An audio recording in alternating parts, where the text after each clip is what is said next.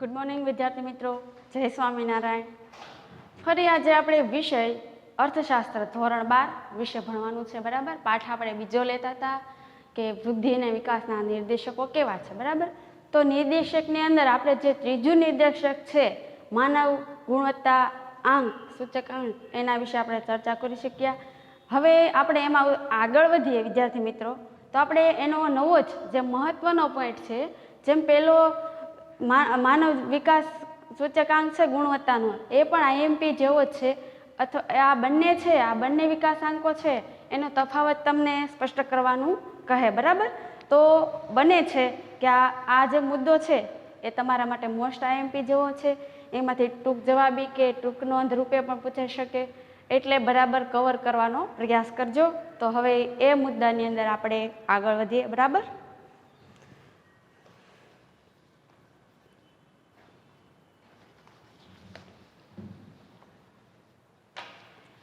આપણે જે જીવન ભૌતિક આંક છે એના વિશે આપણે મહત્વની બાબતો, સકારાત્મક બાબતો વિશે ચર્ચા કરી.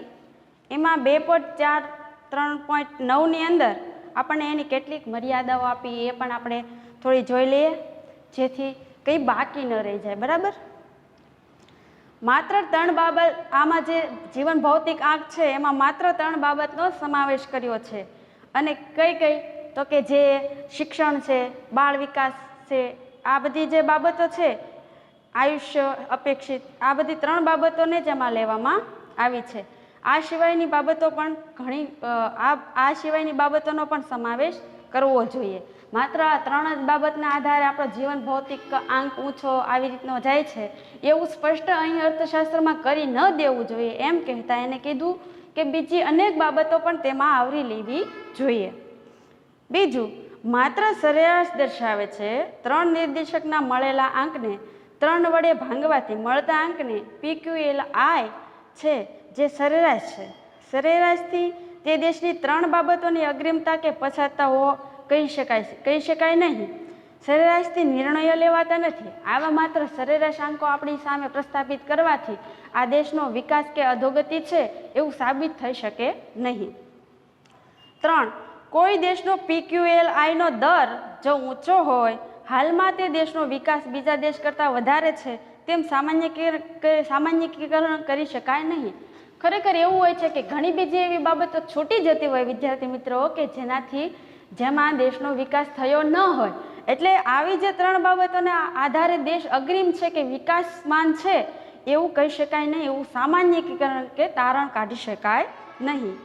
4, 3 ધોરણને માનવ જીવનમાં એક સરખું મહત્વ અપાય છે જે અયોગ્ય છે. 3 બાબતો માનવ જીવનમાં એક સરખું મહત્વ ધરાવતી નથી.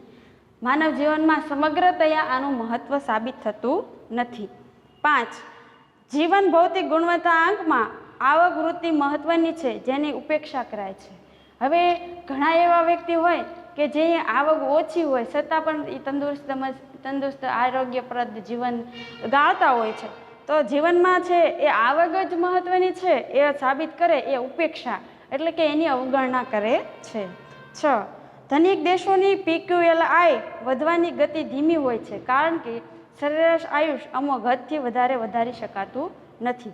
હવે જે ધનિક દેશો છે એની આ PQLI વધવાની ગતિ ધીમી હોય, કેમ કે એનું સરેરાશ આયુષ અમુક હદથી વધારી શકાતું નથી. એનું આયુષ અમુક એવી શારીરિક બીમારી, હૃદય રોગ, એના કારણે એનું આયુષ ટૂંકું પણ બની શકે. એટલા માટે આ બાબત છે એ અહીંયા અવગણના રૂપ ગણી શકાય છે. હવે એની અંદર આજની સ્થિતિ મુજબની એક ચર્ચા કરી છે, બે લીટીમાં છે કે વિશ્વમાં 2003 પછી PQLIની 3 બાબતોને આધારે બનતા આંકને બદલે તેના માનવ જીવનને સ્પર્શતી બીજી 3 બાબતોનો સમાવેશ કરી જીવન ગુણવત્તા આંક QLI તૈયાર કરવામાં આવ્યો. હવે જો પ્રશ્ન તમને એક વાક્યમાં પૂછાય કે 2003ની અંદર PQLI છે એમાં જે અમુક 3 બાબતો છે એનું ઉમેરણ કરી કયો જીવન ગુણવત્તા અંક શોધવામાં આવ્યો, તો આપણે એમાંથી QLI તૈયાર કરવામાં આવ્યો એવું લખવું. બરાબર. હવે એમાં 2.4.4ની અંદર માનવ વિકાસનો આંક છે એના વિશે આપણે વિસ્તૃત ચર્ચા કરીએ. બરાબર.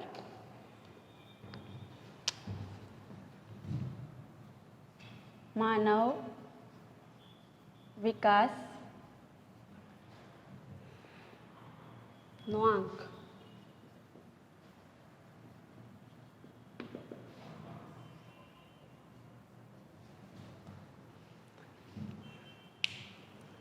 તો આ શું કહેવા માંગે છે આપણને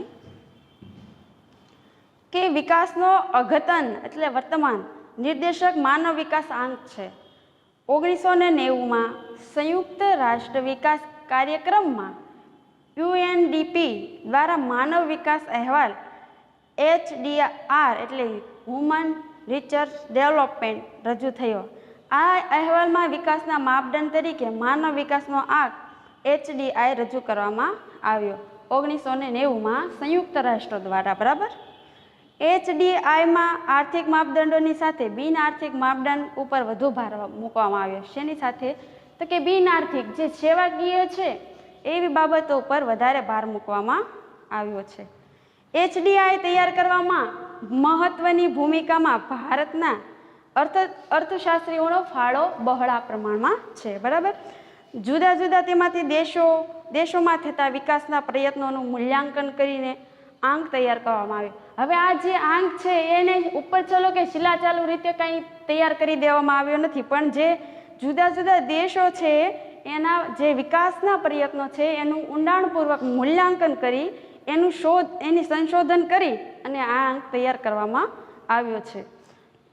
1990થી HDIને માપવા માટે જે વિવિધ ન્યૂનતમ અને મહત્તમ એટલે નીચી અને ઊંચી મૂલ્યનો ઉપયોગ થતો હતો, જેમાં 2010 સુધી કરવામાં આવ્યો.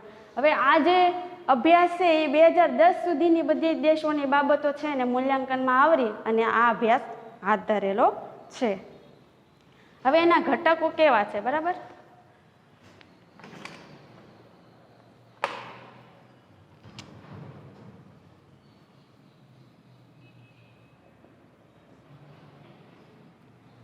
હવે આપણે એના ઘટકો જે HDI તૈયાર કરવામાં સુગમ બને એ માટે 3 પરિબળો એટલે કે ઘટકોને ધ્યાનમાં લેવામાં આવેલા છે.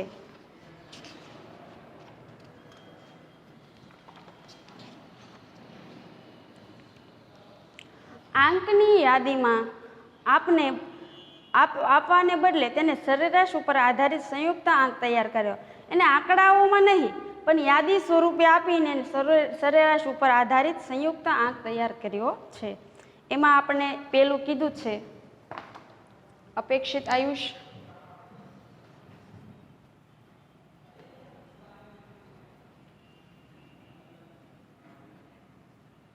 બીજું શિક્ષણ એટલે કે જ્ઞાન, અને ત્રીજું સાદું જીવન ધોરણ.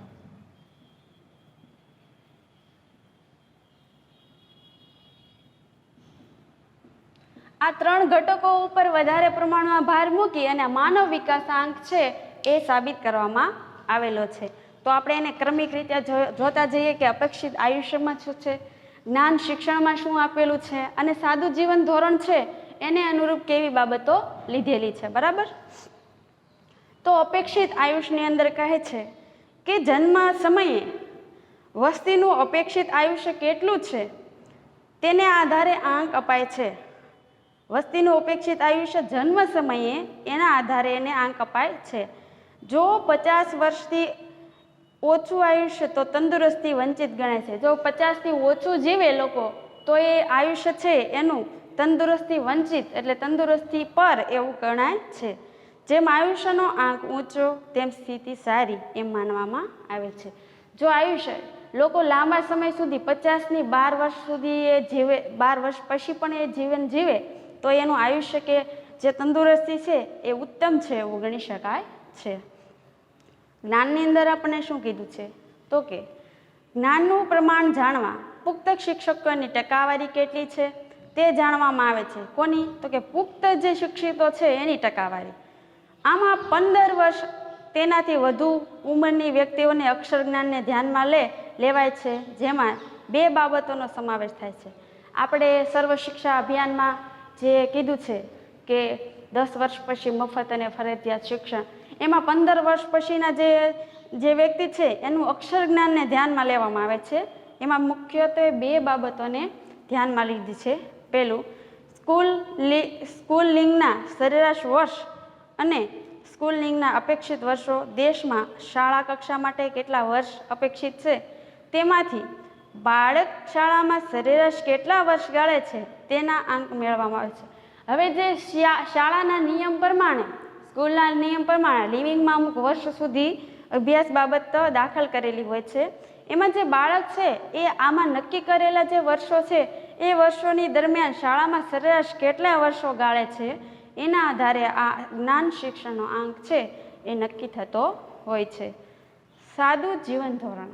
તો એમાં જીવન ધોરણ એટલે મળતી સગવડતા, જેમાં પીવાનું શુદ્ધ પાણી, આરોગ્ય સેવા, સેનિટેશનની સેવા, બાળ મૃત્યુ દર ઓછા, વજનવાળા બાળકોની ટકાવારી, માથાદીઠ દૈનિક કેલેરી, 5 વર્ષથી નીચા બાળકોનો મૃત્યુ દર, પ્રોટીન અને ચરબીની પ્રાપ્તિ જોવાય છે અને સારા જીવન ધોરણ આધાર આવક ઉપર હોય છે.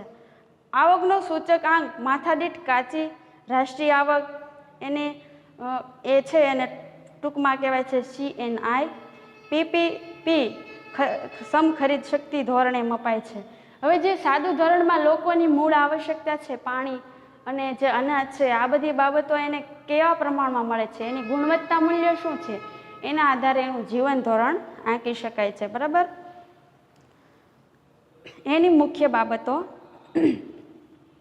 એમાં કીધું છે કે 3 ધોરણે ગણાતા HDIનું મૂલ્ય 1 ગણાય છે. HDIનું મૂલ્ય 0 થી 1 વચ્ચે હોય છે. શેની વચ્ચે હોય છે? તો કે 0 થી 1. આની કમ્પેર છે એ પહેલાં આપણે ગુણવત્તા ભૌતિક આંક છે એની સાથે કરવાની. જે દેશનો HDI 1 થી નજીક છે તે વિકસિત ગણાય છે. તેને HDIમાં ઊંચો ક્રમ મળે છે. કેવો મળે છે? તો કે ઊંચો ક્રમ મળે છે. જે દેશનો HDI 1 થી દૂર જાય છે તે ઓછો વિકસિત ગણાય છે. હવે 1 થી જે વિપરીત દિશામાં જાય છે એનો જે આંક છે એ વિકસિત છે, તેને HDI ક્રમ નીચો મળે છે. વર્ષ 2014માં દુનિયાના 188 દેશોમાં HDI 0.944 અંક સાથે નોર્વે દેશનો પ્રથમ ક્રમ અને ભારતનો 0.609 અંક સાથે 130મો ક્રમ હતો. આ વિકલ્પમાં પૂછાયેલું છે, આપણી જે પરીક્ષા બોર્ડની ગઈ એમાં પૂછાયેલું છે નોર્વેનો અને ભારતમાં. બરાબર. આ બંનેનો આંક છે માનવ વિકાસ આંક એ 2014માં કેટલો હતો એનો પ્રશ્ન આપણને પૂછાયેલો છે, એટલે ધ્યાનમાં લેવો. જે 2015નો માનવ વિકાસનો અહેવાલ અને વિશ્વના દેશો છે એને અનુરૂપ જોઈએ તો 2015માં માનવ વિકાસનો અહેવાલ રજૂ થયો તે વર્ષમાં 2014માં વિશ્વના દેશોની માનવ વિકાસ આંકમાં સ્થિતિ શું હતી તે આપણને આગળ દર્શાવેલું છે. તમારા પાઠ્યપુસ્તકમાં 2.3ની અંદર એક સરસ મજાનું કોષ્ટક આપ્યું છે. એમાં દેશનું આખું લિસ્ટ આપેલું છે, એનું મૂલ્ય, ક્રમ, માથાદીઠ આવક, જન્મ સમયે અપેક્ષિત સરેરાશ આયુષ્ય, અભ્યાસ અપેક્ષિત વર્ષો અને અભ્યાસના વાસ્તવિક વર્ષોની ટકાવારી આપેલી છે. જો વિદ્યાર્થી મિત્રો આમાંથી વિકલ્પ પૂછાઈ શકે માટે બરાબર યાદ રાખવાનો પ્રયાસ કરવો. હવે એમાં પહેલું કીધું છે કે સૌથી વધુ માનવ વિકાસ ધરાવતા રાષ્ટ્રો 1 થી કેટલા 49 રાષ્ટ્રોનું સરેરાશ માનવ વિકાસનું મૂલ્ય 0.890 છે. આગળ વધીએ તો વધુ માનવ વિકાસ ધરાવતા રાષ્ટ્રોમાં 50 થી 105 સરેરાશ 0.735, મધ્યમ માનવ વિકાસ ધરાવતા રાષ્ટ્રોમાં 106 થી 143 રાષ્ટ્રો સરેરાશ તેનો 0.714. 4માં છે નીચો માનવ વિકાસ ધરાવતા રાષ્ટ્રો 144 થી 188 રાષ્ટ્રો સરેરાશ તેનો છે 0.493. બરાબર. આ જે આપણને સરેરાશો આપ્યા છે એ એક વાક્યમાં પૂછાઈ શકે એવા છે. હવે એના અહેવાલ અને તારણો કેવા છે તો કે 2014માં માનવ વિકાસની દ્રષ્ટિએ 0.944ના મૂલ્ય સાથે નોર્વે પ્રથમ હતો. મેં આગળ કીધું ને કે આ બોર્ડની પરીક્ષામાં પૂછાયેલો પ્રશ્ન છે. બીજું, ભારતનો માનવ વિકાસ આંક 0.709 છે અને તેનું 188 દેશોમાં 130મું સ્થાન ધરાવે છે. ભારત એસડીઆઈના વર્ગીકરણ મુજબ મધ્ય માનવ વિકાસના ગ્રુપમાં સમાવેશ થાય છે. 2014માં તે છેલ્લે ક્રમે આફ્રિકા ખંડ આવેલો છે. શેમાં? તો કે માનવ વિકાસ આંકમાં. એમાં એનો સરેરાશ છે એ 0.348 સાથે આ નાઇજરનું સ્થાન છે. બરાબર, આફ્રિકા ખંડમાં જે નાઇજર આવેલું છે એ 0.348 સ્થાન ધરાવે છે. એ છેલ્લા ક્રમે છે. પહેલો ક્રમ કયો, મધ્ય ક્રમ કયો અને છેલ્લો ક્રમ કયો, એને અનુરૂપ પ્રશ્નો તૈયાર કરી શકાય છે. માનવ વિકાસ આંકનું મહત્વ શું છે એના વિશે જોઈએ તો આર્થિક વિકાસમાં આ જે માનવ વિકાસ આંક છે એના માપદંડમાં માત્ર આર્થિક જ નહીં વિદ્યાર્થી મિત્રો, એમાં સામાજિક કલ્યાણના શિક્ષણ અને આરોગ્ય જેવા માપદંડનો પણ સમાવેશ કર્યો છે. તેથી તે પરિપૂર્ણ બને છે. હવે એને માત્ર સામાજિક કલ્યાણની વાત નથી કરી, પણ સાથે તેને શું તો કે આરોગ્ય અને તંદુરસ્ત બાબત છે એને પણ એમને આવરી લીધી છે. એટલે એ પરિપૂર્ણ બને છે. શું તો કે માનવ વિકાસ આંક. હવે એમાં બીજું કીધું છે કે એસડીઆઈ, બરાબર, એની આર્થિક નીતિ ઘડનારાઓને સૂચવે છે કે આર્થિક વિકાસના સાધન છે અને માનવ કલ્યાણ અંતિમ ઉદ્દેશ છે. ગમે તેવું સાધન હોય કે આર્થિક ઉપાર્જન હોય, પણ અંતે તો તેનો હેતુ કે ધ્યેય શું હોય તો કે માનવ કલ્યાણનું હિત થાય, લોકોનું જે હિત થાય એમાં, એટલે કે માનવ કલ્યાણ એનો અંતિમ ઉદ્દેશ છે એવું કહ્યું છે. સાચી પ્રગતિ, આર્થિક પ્રગતિ, સામાજિક પ્રગતિ હોય.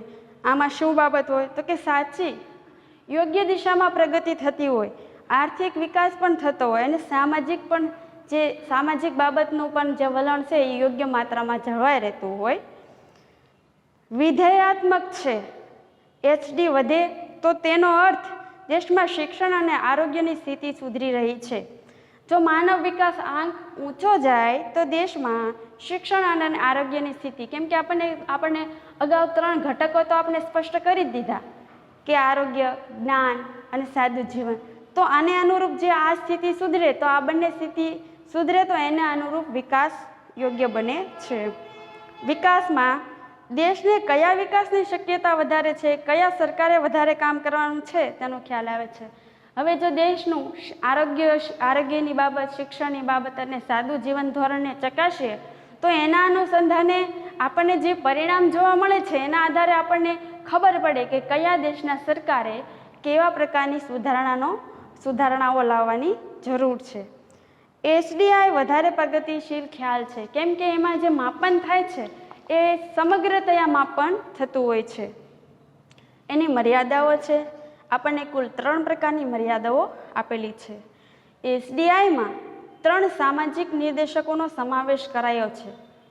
કેવા તો કે 3, જે શિક્ષણ, જ્ઞાન, સાદું જીવન ધોરણ, એ સામાજિક નિર્દેશકો છે. જે ઓછા છે, હું કીધું કે હજી કાંઈક ખૂટે છે, બીજા સામાજિક નિર્દેશકોનો પણ સમાવેશ કરવો જોઈએ. હજી જો ધારે તો માનવ વિકાસ આંક છે એમાં બીજા ઘણા સામાજિક નિર્દેશકો છે જે સમાવિષ્ટ કરી શકાય છે. બીજું, આ 3 પરિબળો સરખું મહત્વ અપાયું છે.